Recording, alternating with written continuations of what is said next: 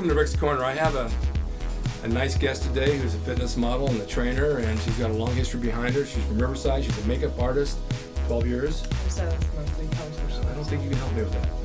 Yeah, well, you know. But Jennifer Henry, I've been trying to get over here like 7-8 months maybe. You know, so much has happened.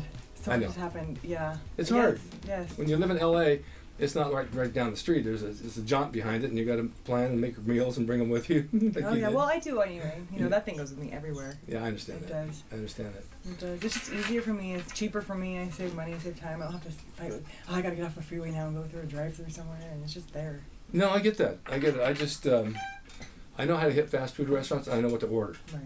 It's easy that way. Of course, in a pinch. Yeah, I mean, if you know how to eat and you know what to, people ask me, how do you eat out and eat right? Well, you can if you pick it properly, right? Oh, I think so. I think that if you want something bad enough, or if you can figure out a way. Absolutely. It's just how bad you want it. Absolutely. So when I hear, oh well, I don't have time, I get to the point where I don't even know what to say anymore.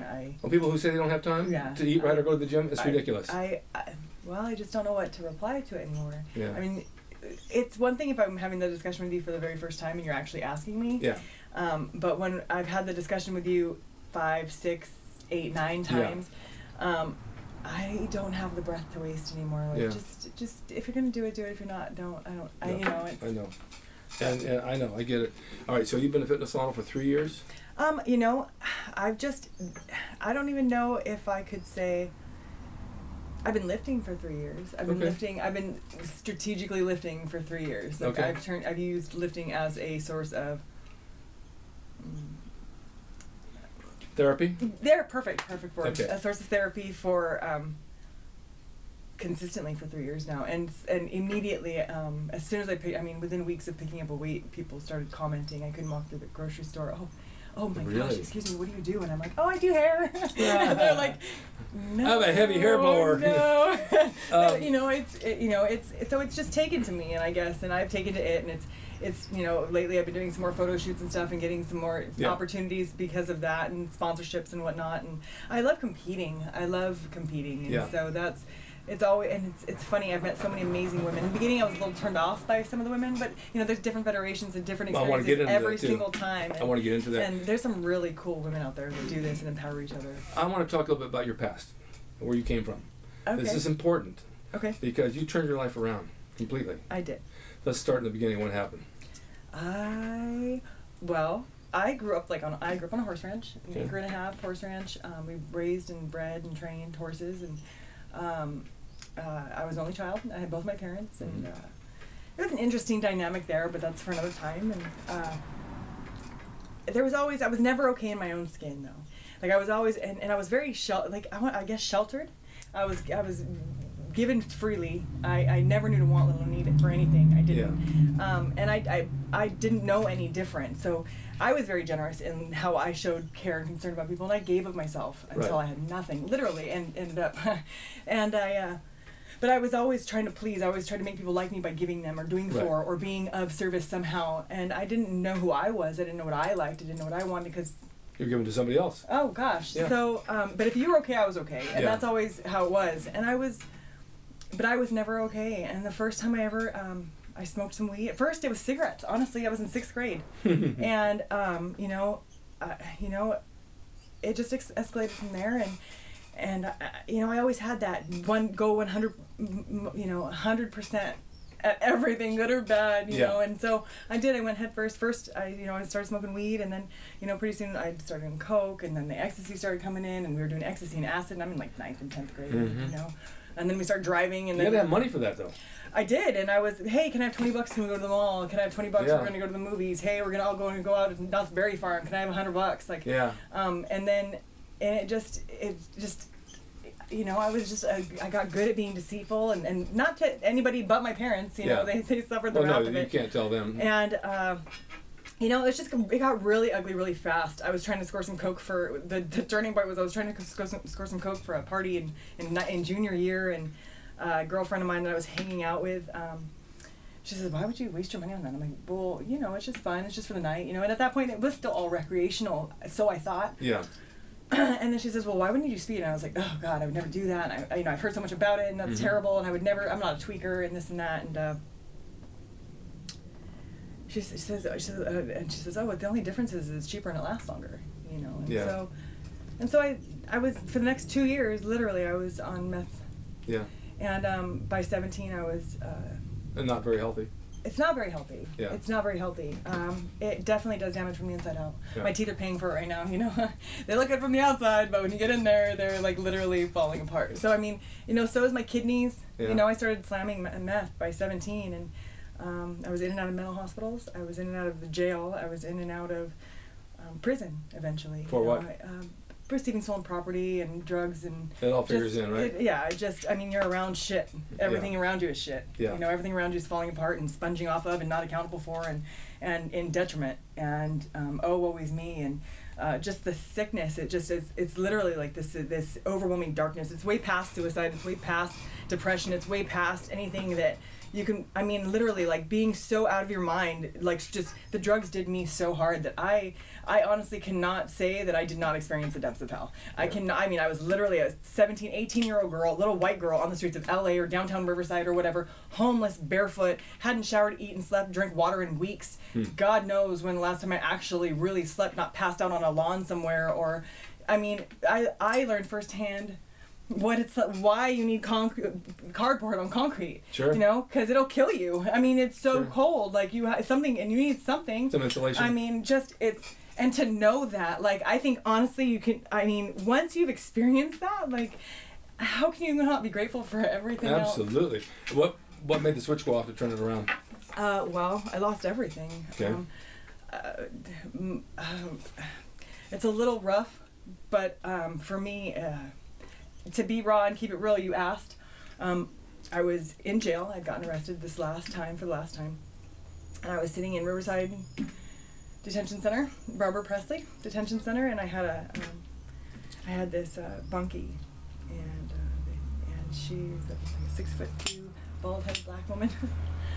And at first, when I came in, I brought in with me. You know, I had drugs with me. I had my rig with me, and so I got rid of some of it so that I could have my toiletries and I could have my snacks and stuff, my sugars and whatnot, and then so I could stay in, not have to go out for food and what, and I kept a little bit for myself, and so we got along during that time, you know, because I was still okay. Everyone was okay. I came in well, you know, everyone welcomed me, trust me. Yeah. And very short-lived, because once that was gone, you know, I started getting real short-tempered, and I started coming down and not being okay in my own skin again, you know, and I was very present.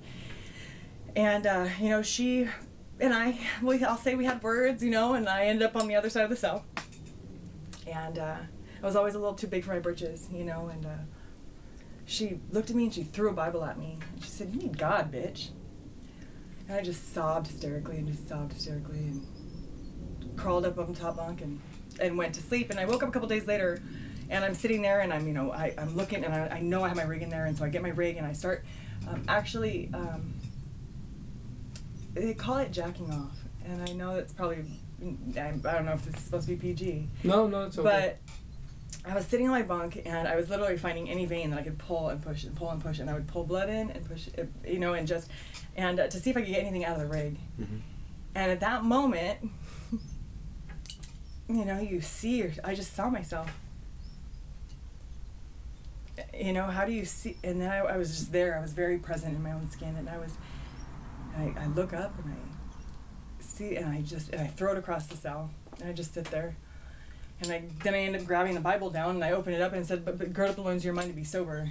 I'm pretty much trusting God. Have faith. You're going to be all right, chick. Yeah. You're going to be all right. Yeah. Here you are. Look at you, still living, still breathing, like no matter what, it doesn't matter. Like, there you are. You're okay.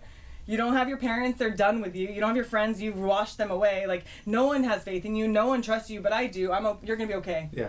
And I started reading, and I started investing in that and believing in that, and this gut that all of a sudden, like, there was this, like, I knew that no matter what, I was going to be okay. And as long as I trusted that, as long as I just had a little bit of faith, and I just put one foot in front of the other, and I just was better than I was a minute ago, and maybe even just a second ago, and maybe, you know, whatever. Like one step at a time. As long as I just keep moving forward. Yeah. You know, it doesn't have to be like that. So you got and out. So I got out. I ended up having to. So I ended up taking an N number, which God knows I was just lost in the system. I ended up doing my whole 16-month term, and then a little bit because I got actually in trouble while I was locked up.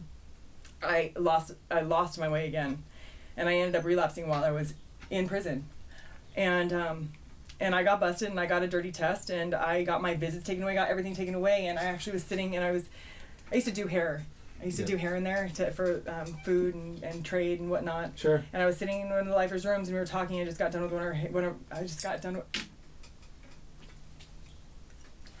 I had just gotten done doing her hair, and she just looked at me and was like, "What are you doing?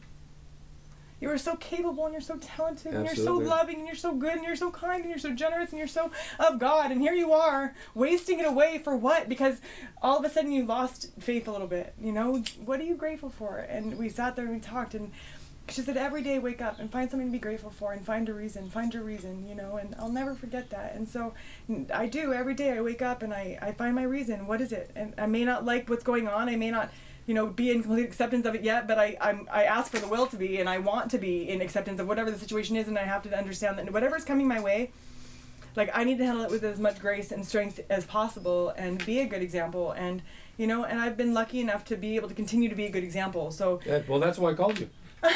Because I see that. I mean, you set the mark out there, you put yourself out, you show a nice showing of yourself, it's a nice presence. You just got everything going for you that people want to follow. And so you found a place to mentor people and take it to the next level. This is what's good about it. It is good. It is good. I feel like everything kind of just is funny. It's how it's falling into place. You know, Yeah. a girlfriend of mine, my friend Carrie, and we grew up together, and, you know, she'd wanted to go to cosmetology school, and I never really thought about it. When we were younger, we would like make up makeup and make our own nail polish and make our own eyeshadows, whatever, you know. But I never thought twice about it. And I was even doing my own hair very young and doing my friends' hair and their parents' hair, and I still never thought of it as a career. I had no direction whatsoever. Okay. I did my hair for years. Turned out well. Yeah. It turned out well for you. And, you know, it's fun. So that, you know, she asked me, we had to go wait in line for 3 days to get into RCC. And so we did. And we both got in, and, you know, she didn't take as much. She ended up going more direction in the nails, and I took hair. And so I had that, thank goodness, behind me this whole time, because I was like 19 when I got my license, you know. And thank goodness my parents have been good about being on it and helping me renew it and whatnot. But now, then getting out and finding this new direction,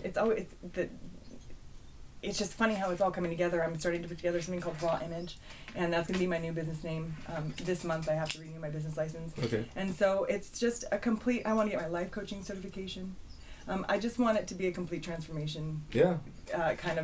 You know, I have a suite. It's about 150 square feet. I just had a huge mirrors put in. I do private posing. Now I'm working with clients on their nutrition and stuff and helping them switch off of processed and sugars and into normal food. And even some girls I'm helping with prepping for shows and stuff. But just I'm just starting to get into it. And okay, just kind of, but you got that because you started training. Because I started training. You know, now I'm doing my 8th show, I think, for Venice. Right, but you know, when you got out and you started training, you were inspired to go to a gym and try something, right? So. Well, I was doing hair. Actually, what happened was I was doing hair, and a friend of mine who worked at the salon, his mom owned the salon, Spencer, he was really into fitness, and he opened up ProFit, which is a nutrition shop that's right 2 doors down from the old salon, Studio 4 that I used to work at. Yeah. And I would go and I'd hang out down there, and we'd be just talking trash or whatnot, and people would be walking in and they just looked so put together, so healthy and so strong and so vibrant. So I'm like, what are they doing? He's like, oh, they lift, you know, it's just from lifting weights. And I'm like, so I actually looked up a program, that Live Fit program by Jamie Eason, and I started doing that. And that's in like 2-3 weeks into that program, maybe not even a month into that program, that's when I would start people, oh, do you compete and this and that. And I had started going to a boot camp. And a friend of mine has a boot camp. Andy has Gym Rats in Riverside, and he asked me too. He's like, you know, you should do this. You should compete. And I thought, well, and so I thought about it. I researched it. I had really no idea what people were talking about. Yeah. No clue. I'd been so sheltered. I had no idea. Yeah. And so I was like, well, shit, I could do that. But I wasn't ever going to, I didn't think I could ever have, like, the bikini girl body. So I knew I was supposed to do figure. And I picked a show 8 weeks out and got up on stage and Googled my way to the stage and took 8th at an NPC show in figure. And then I learned so much of that show. I did another show. Yeah. I did another show 4 weeks out and took 4th at that show and took top 5. And I just got bit. I got bit. But the problem is that I get addicted to everything. Yeah, but this is a good addiction. It was a good addiction, except for the fact that I had really done a number on my body. And so health-wise, not having a nutritionist certification, or not being a nutritionist, I should say, and just playing with food on my own, I was doing way too much protein. My kidneys couldn't handle it. They started shutting down. I started going through a lot of issues because I hadn't had a period in a year. I mean, just because I wasn't getting the right supplements in. I wasn't getting the right balance of fats and carbs. And so I learned the hard way along the way. And so now I have to focus a lot more on the health aspect of it. So this last competition, it went from one extreme to the other. I went on stage too lean my very first show and depleted completely to maybe a little too full. But because of health reasons, I didn't want to risk. Right. It wasn't worth it to me. So we started playing with a low protein diet. Well, for example, how high was your protein? How many grams? Like 150 to 180 grams. That's a lot for you. It's a lot. Yeah. You know, but I'm going by what I'm reading online. And it's sad because I think about it, and a lot of these girls are doing the same thing. They're going from eating, I mean, when I have a girl write me, okay, so part of the contract is that they have to write me 3 days worth of food, honest food. I don't care if you're eating Snickers at 2 o'clock in the morning. Sure. Write me down what you're eating every day for 3 days, and write your time. Whatever goes in your mouth. They're sending me, one day it'll be like 3,000 calories. The next day we're getting like 600 because they go through this binge and then they feel bad. Right. And I'm like, holy shit, you guys, if you just give yourself what your body's craving in the first place, like you're not going to go and do this, you know? It's true. And so, I've learned a lot of girls, they'll want to compete or they'll do something and they'll do what I did. They'll jump into these crazy macros when you really have no idea why these nutritionists or why these coaches or why these, whoever is helping you is using the macros that they're using in the first place. Like all this, if it fits in your macros, yeah, but it's a brownie, like really? Come on, yeah. I don't know. So it's just, it's been interesting. But yeah, it is a good addiction. And I have dove headfirst into it. And so it is nice that two of my passions are coming together and I'm able to kind of lump it under one umbrella, being, the posing, the hair and makeup, because I do hair and makeup for the competitions. Now. Right. And now it's becoming this thing where it's finally going to get to go somewhere. So it's nice. Well, you found your niche. You found what you can do. You're creative with the hair. You're creative with your body now. Now you got the nutrition going, coaching people, helping somebody else with what you do, and bettering yourself as you do it. Because when you coach somebody to do something, you listen to what you're saying. Even with my wrestling school, I train people and I think, oh my God, I'm going to try that. That works for them. It should work for me. Right. It just validates what you already know when you get better at what you do. Right? I agree 100%. And every show you do, you get better and better because you look great. Thanks. And Thanks. I mean, really good. You're top notch. And the competition gives you a goal to shoot for. It does. So many people work out, they don't have a goal at the end of the day, they just work out. You got to have some sort of an idea or a date of what you want to achieve by that date. And it's not the easiest thing, but you can do it. And most people just wander around. I see them all day long in the gym on treadmills, they never change. They don't know what they're shooting for. I make the suggestion if, some of my girls come in, how can I look like you? I'm like, first of all, let me clear that up. You got to talk to God about that. You got to talk to your parents, you know what I mean? Like, I don't know what to tell you. I'm never going to look like, Nicole, what's her name? I can't believe different people have different genetics. Right. My ribs touch my hip bones. Do I waist train? Heck yes, I waist train. Why? Because my ribs touch my hip bones. I have no waist. There's no way. I don't care if I'm down to 8% body fat. I won't have a waist unless I'm literally like sucking all the oxygen out of the room. And it's just your structure. It just is, and Well, here's the thing. People say, I want to be like so-and-so. I've never in my life wanted to be like anybody but me. Thank you. That person's already taken. Right. That job, that face, that body belongs to them. And they're doing them better than you can ever do them. Yeah, you can't do them. You got to do you. You got to be the best Right. you. Right? Exactly. And it's so hard for people to understand that, but I have kids. I want to be like The Rock. No, be you. Right. And be the best you can be. Carry yourself as if. Yeah. You can carry yourself as if, and you can be an amazing example of a human being like he is. Exactly. And that's fine. And if that's what you want to be like, then you can be like him. But physically, no. You have to figure out exactly what your best is. I have shoulders. There's nothing I can do about that. I have a back. There's nothing I can do about that. Now, the bigger my back is, the tinier I can make my waist look. Exactly. So what am I going to do? I'm going to work on my back heavily and my lats heavily. And right. I'm going to build that up to where when I am on stage, I maybe don't necessarily want to present it. We're trying to put on a jacket because that's, clothes, that is definitely something that makes it awkward to do what we do. But, I can change my appearance in that sense. You can only outpose someone so much. We've had this talk before with guys on here that train, and that Flex Wheeler, a lot of big names on here. We were talking about how bodybuilding has changed for the guys over the years because back in the 50s and 60s, Steve Reeves, Hercules was the guy you wanted. You wanted the broad shoulders and tiny little waist. Right. And that was what was a lifestyle that was really pleasing looking. Then it got different. Now it's the big waist and big everything. And Frank Zane even said you should be a good silhouette. Your silhouette's what counts. Exactly. I want to see my S. I want to see shape. Yes. You know, I think that things get taken to such extreme. Yeah. You know, things get taken to such extreme. You almost lose the elegance of it. Mm-hmm. You lose to each their own, you know, to each their own. It's like this new, you know, I want to touch on CrossFit a little bit. I don't have anything against strength training.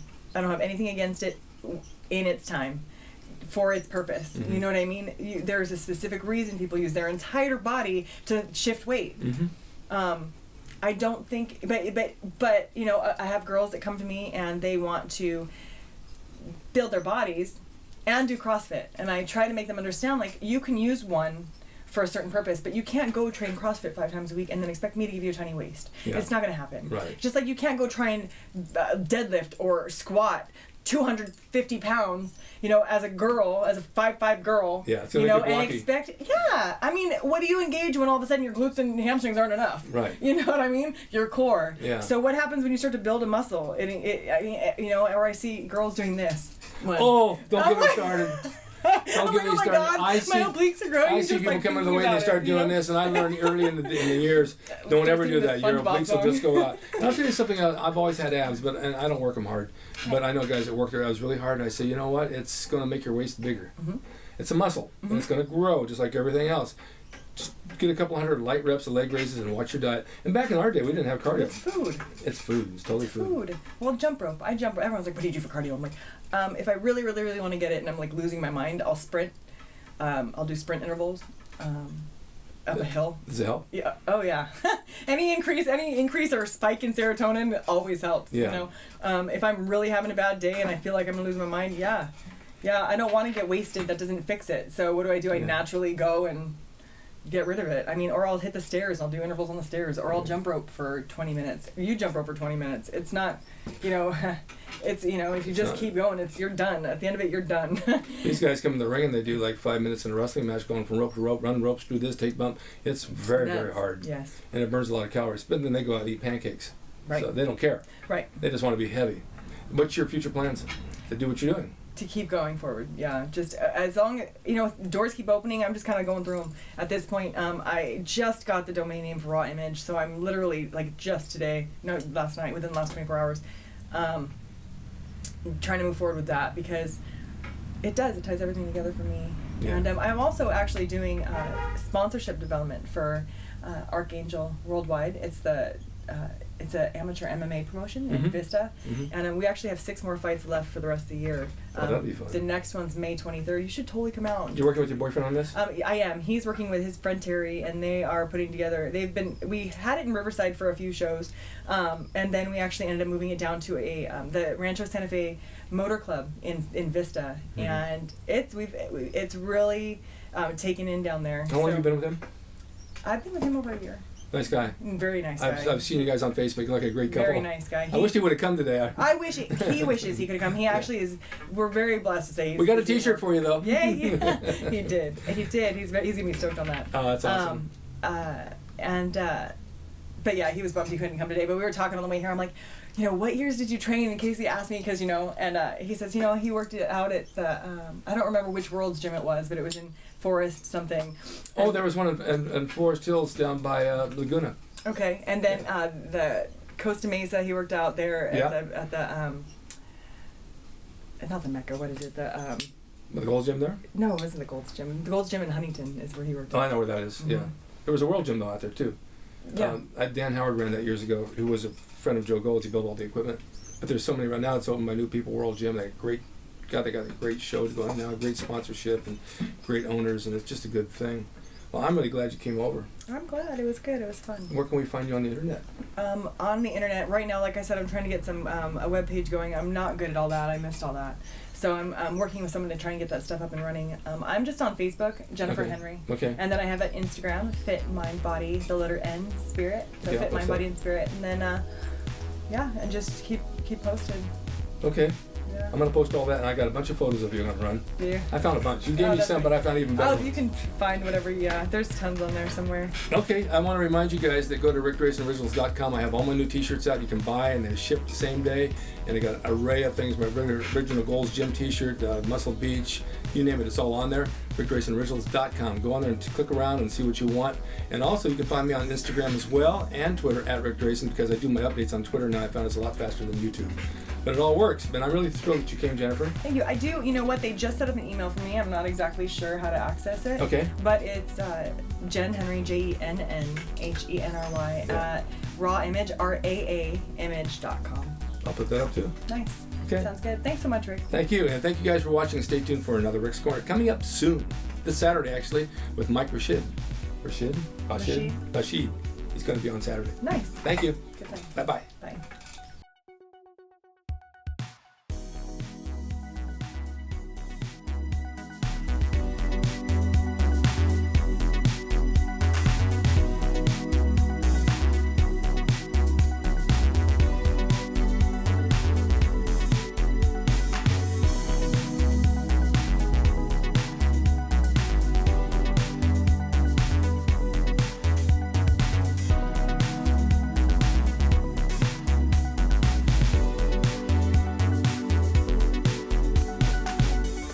It's rickdracen.com. He is the equalizer, baby. See you next time.